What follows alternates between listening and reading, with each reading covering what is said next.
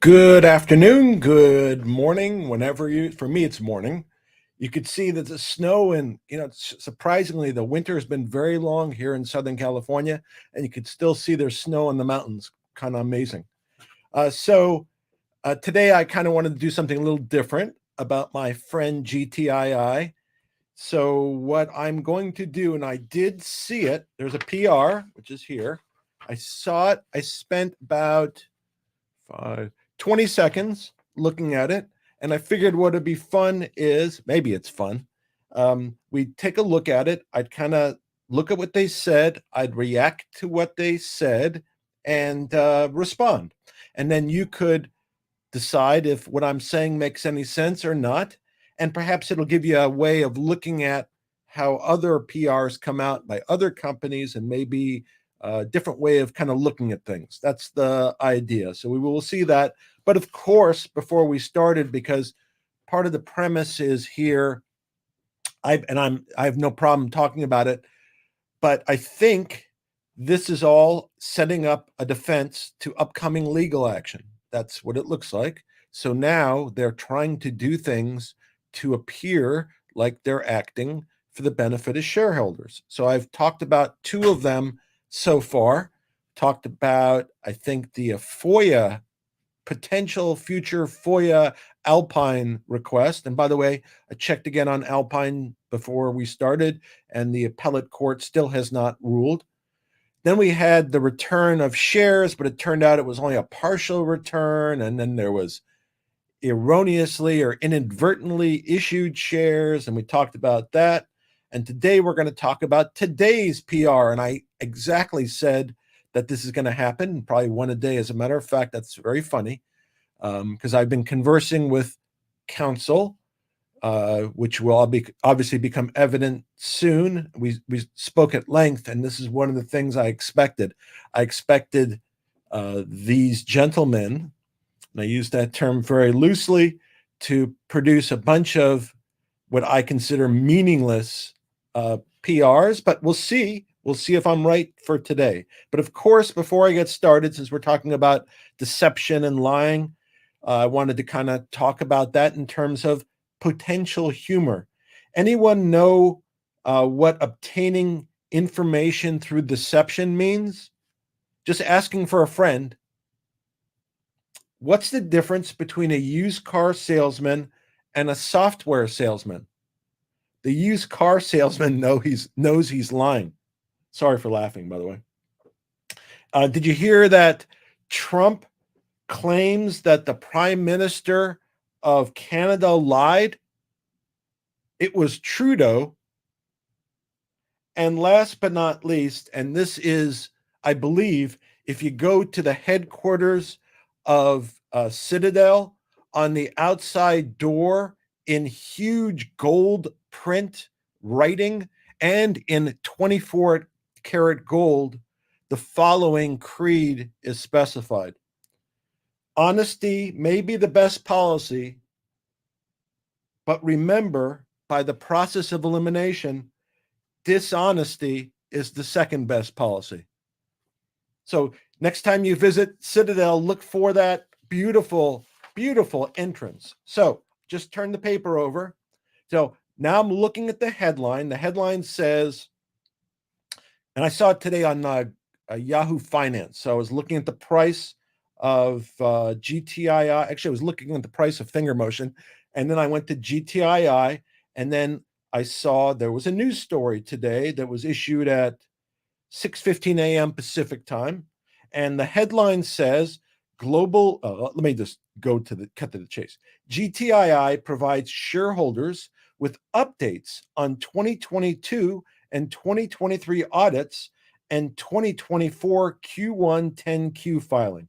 Now, just so we're clear, the Q1 10Q hasn't been filed, and they asked for extension, but that passed, so they're in default as to that. The 2022 and 23 audits relate to financials, and I'm going to discuss that in a second, and we'll put it in its proper perspective.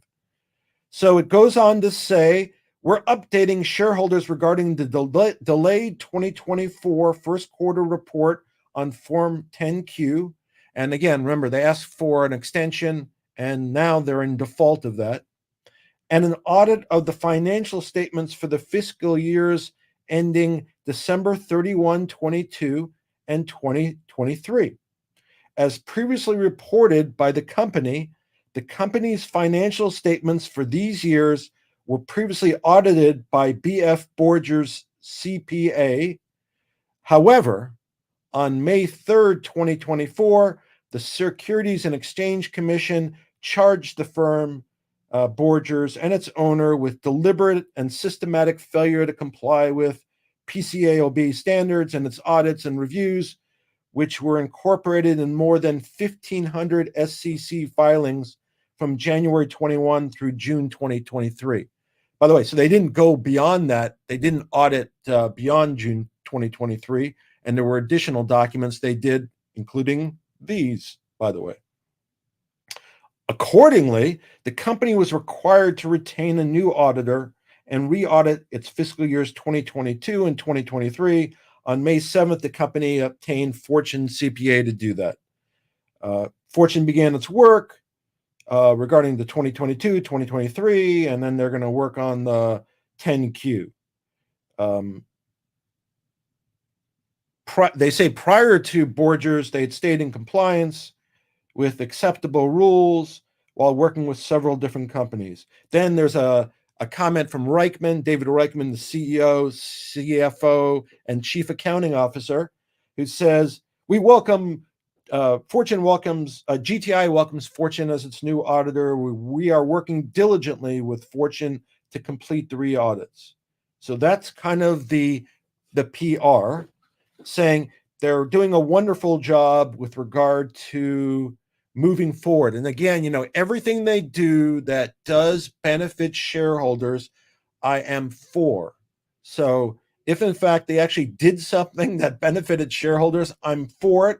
And even if I get them eliminated from management, I'm happy that they do anything that benefits management. And it's in their interest to do things now because they know the axe is about to fall. I'll deal with that at the very end of this, but the axe is going to fall at some point in time. So let's talk about the 10Q. So the 10Q relates to the first quarter of 2024. And the last thing we got was that financial that showed the terrible performance in 2023. So to today's date, we haven't seen a financial statement from these guys who are so compliant, apparently, for 6 months. And we saw what they did in 2023 to the company. We don't know what they've done in 2024. So the delay in the 10Q makes me queasy, to be honest. Talking about the audit of the financial statements of the 2022 and 2023. So let me put that in perspective. So January, and this kind of relates to a prior PR, January 25th, 2023, they issue something on the order of like 70 million shares. They returned 36 million of those a couple days ago, canceled them. I wonder why. I don't know what happened to the other shares. After they issued them, and probably like more than $100 million of compensation, literally, for a company that generated zero revenue, and with prior obvious indiscretions, or at least appears to be obvious indiscretions, although obviously this is not legal advice, this is just opinion, etc. After that period, so they issued the stock the very end of January. Their auditor doesn't renew. They split. They don't want to sign off on the annual report, so they leave. Now, what's important about that? Why did they leave? What spooked them? Did that distribution, that ridiculous distribution, did the numbers they saw concern them? My guess is probably so, and they were smart enough to leave. But let's remember, at that point in time when they left, David Reichman, the CEO, was the chief financial officer in charge of all the finances of the company. He was also, and I don't know why his ego required him to be in this position, but he was also the chief accounting officer. So he was responsible for the accounting of the company. So he would have known all the numbers, and to the extent that information needed to be provided to the new auditor, he would have provided them.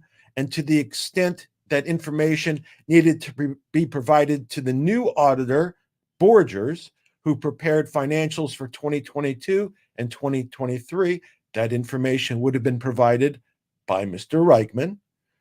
And to the extent the documents needed to be reviewed, which they obviously would be, Mr. Reichman, at least, besides other directors and perhaps other parties, perhaps Mr. Rabari has reviewed them, at least the ones that were prepared late. Mr. Reichman, who was a tax expert, CEO, CFO, and chief accounting officer, there is no way, unless he breached his fiduciary duties and didn't engage in any oversight, that he didn't know exactly what was contained in those financials. Doesn't make sense otherwise. That was his job. That was his specialty and expertise. So to think that he didn't have knowledge of everything contained in every financial document filed doesn't make any sense. So he knew, or had to know, or breached the fiduciary duty, and or both, because theoretically he could have known and knew that the information in there reflected a breach of his fiduciary duty. But I don't know what he thought. But he clearly knew the numbers. So we have that. So the new auditor comes in March. They prepare eventually the 2022 and 2023 financials. Then we have the downlisting. All this is really important to kind of understand what's going on at this time. So the old auditor leaves. What did they know? About less than a month later, the OTC, citing recurring inaccuracies in information provided regarding insider trading and beneficial ownership, downlists Gtii. They're so fed up that they sent out a notice on the 10th of April, and on the 11th, it's downlisted. So this is not like a new thing. It's probably been going on for years, but not, as far as I know, no prior disclosure by anyone, and then they haven't rectified that lack of disclosure. So on the 11th of April, without disclosing it to any shareholder, there was a downlisting to the pink sheets, which impacts capital raises and other issues. So, but on about the 23rd, I think, they do that dividend because they had made checked some erroneous box regarding being a shell company. They are required, there's certain compliance, becomes a problem with brokers. But they haven't mentioned, as of April 23rd, they haven't mentioned the downlisting. It's not till May 3rd they do, and it's kind of dump it. They don't reference the facts. So they just say it's been downlisted, but they, to this point in time, despite request, and I've requested it directly, they've never indicated why was it downlisted. I've heard stories about share distribution to family members and foundations and things like that, and I'm sure that will come out very soon. You can mark my words. But he's never specified it, and beyond that, it's never been corrected. And I think that in one of Mr. Rabari's PRs, I think he stated that when there was trading problems, they immediately jumped on it and corrected the issues. And here's one issue that's never been corrected. And again, what happened to the other shares that were distributed? So we get to May, and now we have the admission of the downlisting. We have the new auditors in, and they do what they do under Mr. Reichman's supervision. And then in December 1 of 2023, then Rabari's hired as apparently as a consultant to the board, apparently inadvertently. And again, I don't understand how that could happen, whether they punched the wrong button, but inadvertently, in or about December, he's given a bunch of shares that we don't know how many shares and why. and those shares are canceled. We don't know when they were canceled and why. Not specified again, just a lack of transparency throughout. But if he's involved in December 1, and Mr. Rabari, I recall, had a very good resume, and he's now COO. So I'm concerned why he wouldn't have noticed why he was inadvertently given shares, number one. Number two, didn't look back at that share distribution of January of 2025, which he indicated in the recent email that they quickly jumped on, but didn't. Why didn't they take action? What happened to the other shares? Why haven't they corrected the downlisting? Why haven't they disclosed the facts relating to the downlisting? What happened to Borgers? If in fact, because it said here and on a prior email that if they're going to seek the refund of fees and whatever else, I don't understand why they would need to seek the refund of fees if David Reichman was intimately involved in the preparation of all documents. So this is not a case where GTII, at least this is the way it seems, based upon the specialties and titles of the CEO. How could he be claimed to be in the dark when he is the point person? And how can the other directors who have a fiduciary obligation and other officers not know, even if they didn't? And how could Mr. Rabari, who came aboard December 1, 2023, according to the company documents, why did he wait 7 months to do anything? And here's a case where they talk about the accountant who got fired. It was Borgers. Borger was terminated by the SEC. It wasn't like the SEC said slap their wrist. And we've seen throughout that these regulators basically do very little in terms of terminating businesses. But here, what they did is, because they found that Borgers just made up stuff and was, complicit, just basically a whore to whoever hired them, my language, that they would just do whatever was in the best interest of their paying customer, notwithstanding the interests of the shareholders. They certainly wouldn't put the numbers to make it look worse for the company. So as bad as the 2023 numbers look, it's likely they could be even worse if there is deceit. But I don't think there would be deceit because Mr. Reichman was there to watch it. So I think just the bad numbers are the bad numbers. And Mr. Reichman would know that. And Mr. Rabari, who got involved December 1, 7 months later, should know it to a T, and should explain, by the way, why those other shares haven't been returned. The other, 35 million beyond the cash that we know that's suspiciously absent. So we have a new auditor, apparently, who doesn't have a lot of experience because it's a fairly new company. I think when I looked, it started business the end of 2020.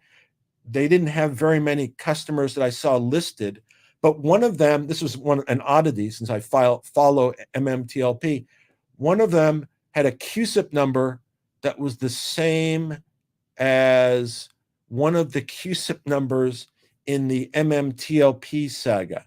So it appeared to be a reused CUSIP number, which appeared to be odd. I know Curtis found that.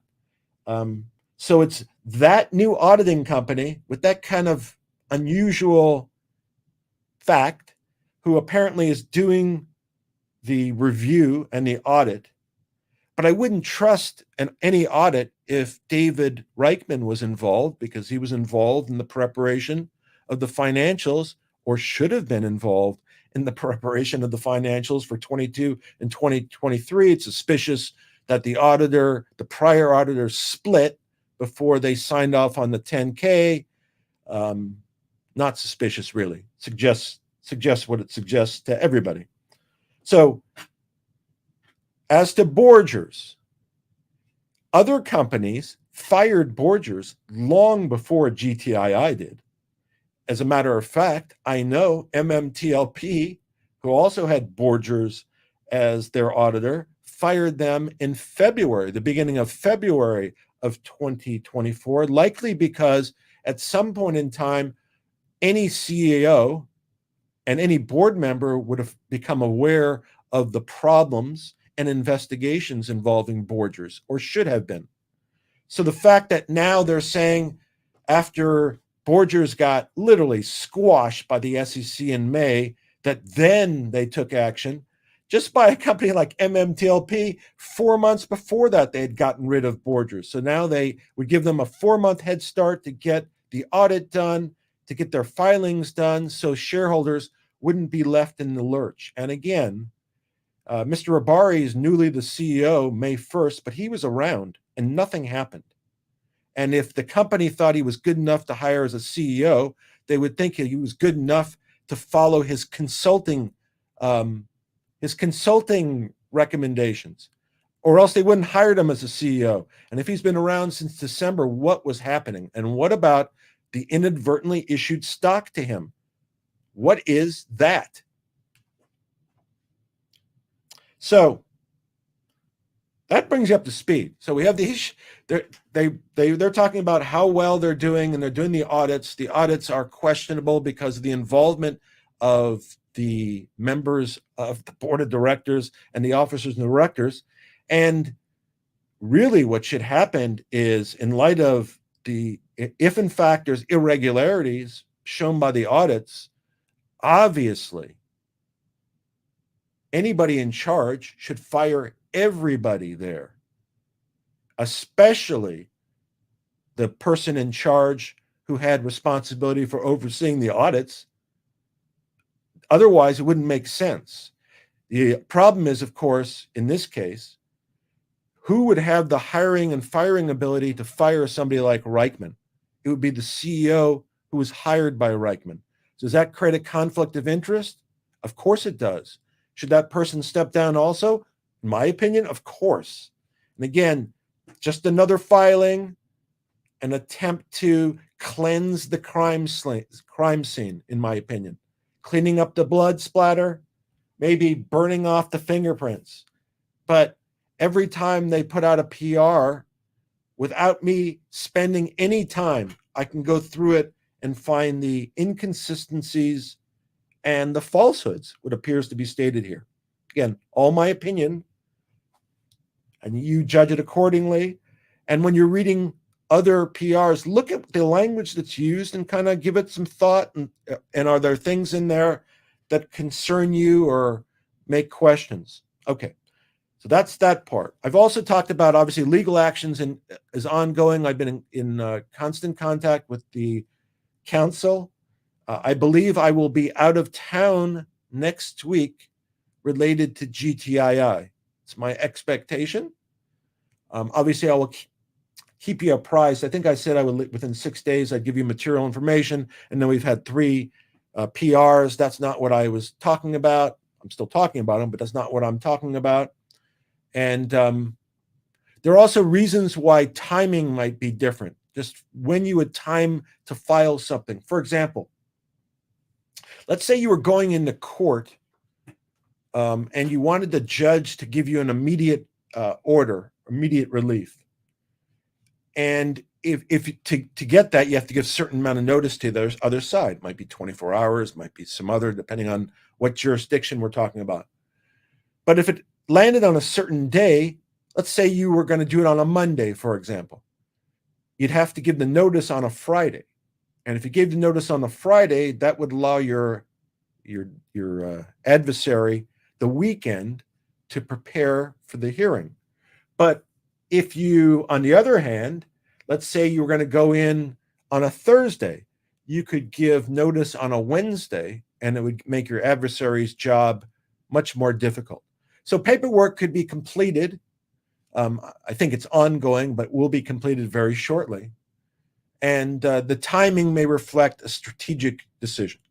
And again, I expect not to be in my locale next week, at least part of the week, and it may be related to GTII, and I'll certainly keep you apprised.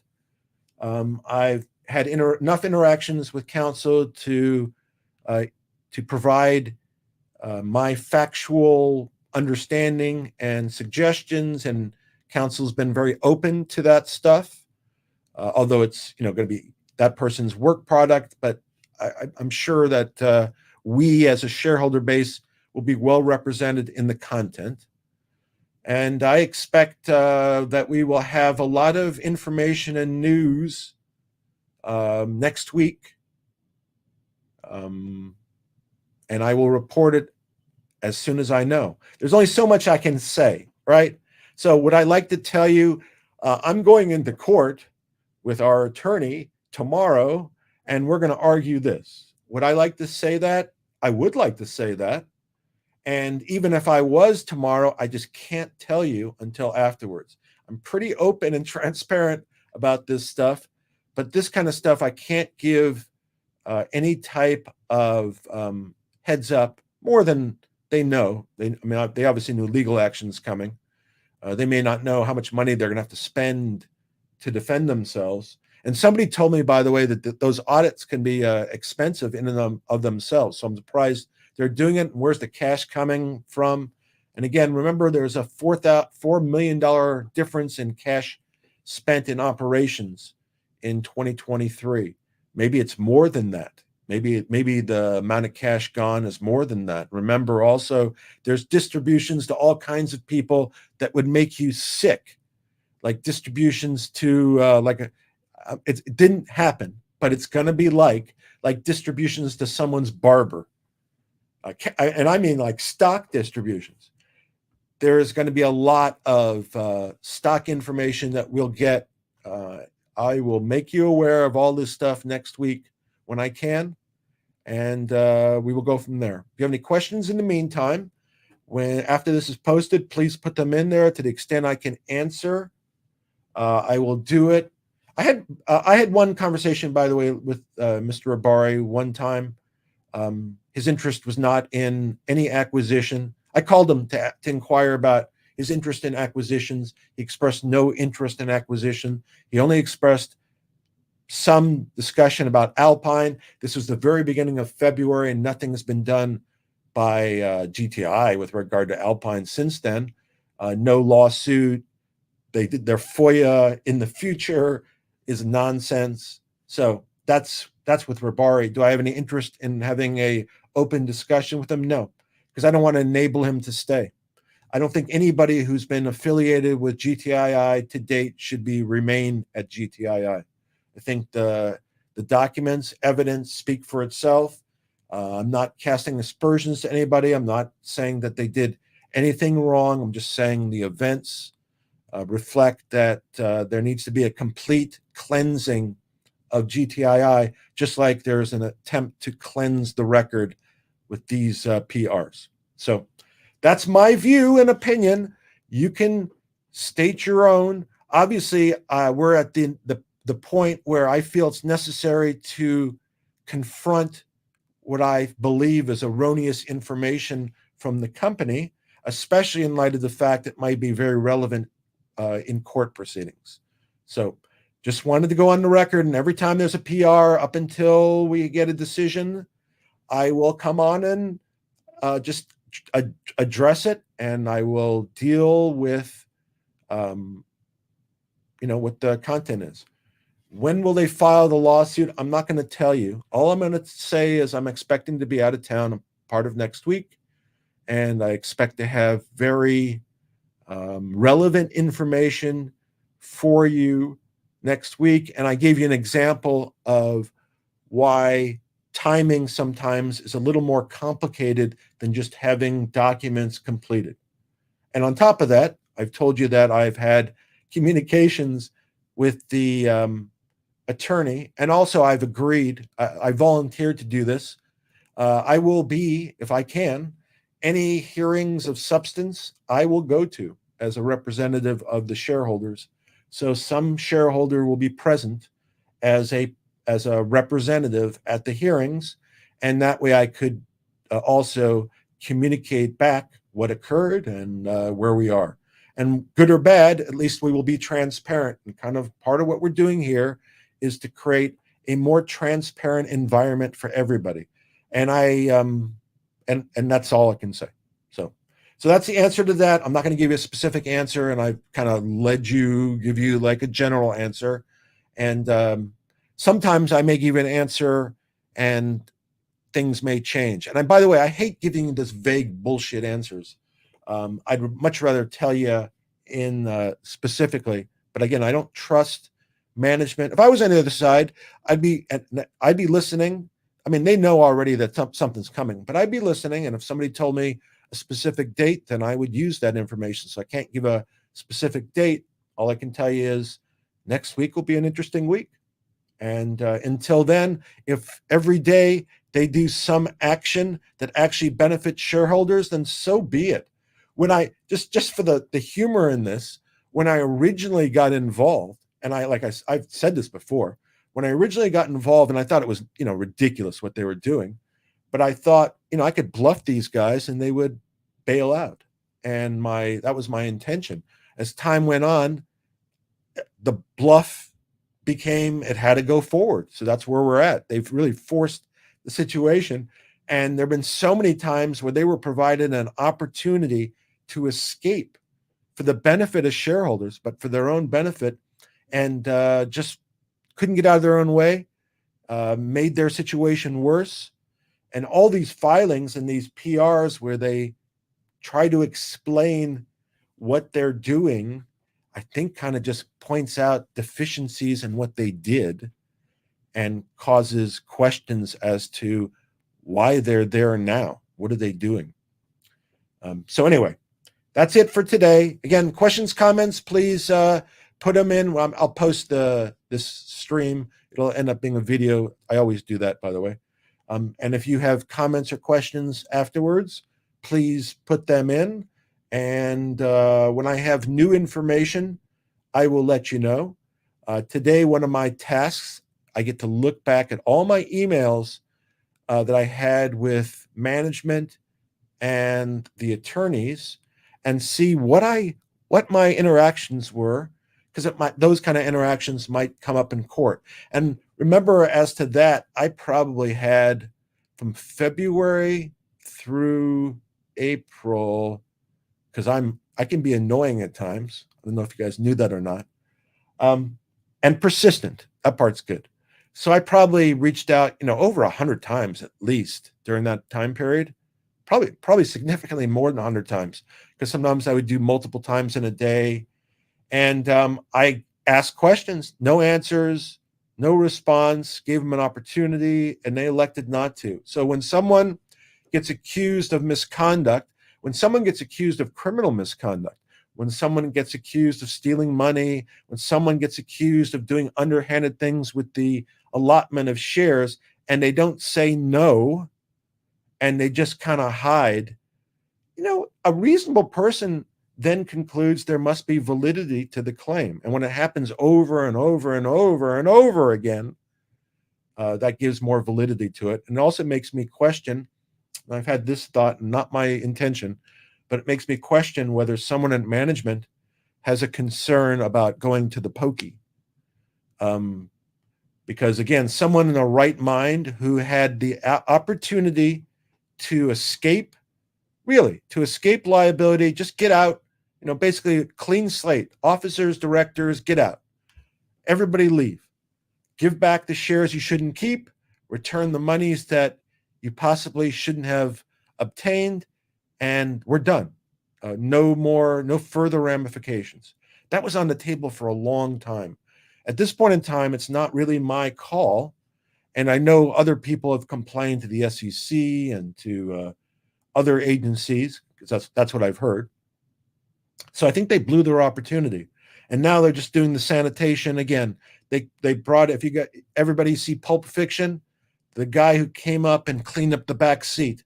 That's what they're doing. Maybe I don't know who specifically outlined the strategy, but that's what's going on. So tomorrow's Friday. I'll be interested to see what's next in a Pyrrhic move to show that they're doing something for the benefit of shareholders when they're not. It'll be interesting. Otherwise, we will speak soon, and we will speak in detail. I wish I could do a live stream from where I'm going to be, but I will not be able to do that. It's not permitted. But we will speak soon, and there will be a lot of information. I think that the case against management is very strong. Whether someone else concludes that who can have more input, I don't know. But I feel comfortable with the facts, and we will see. So talk to you again soon. Be well, everybody. Take care, and hopefully we can get this baby home.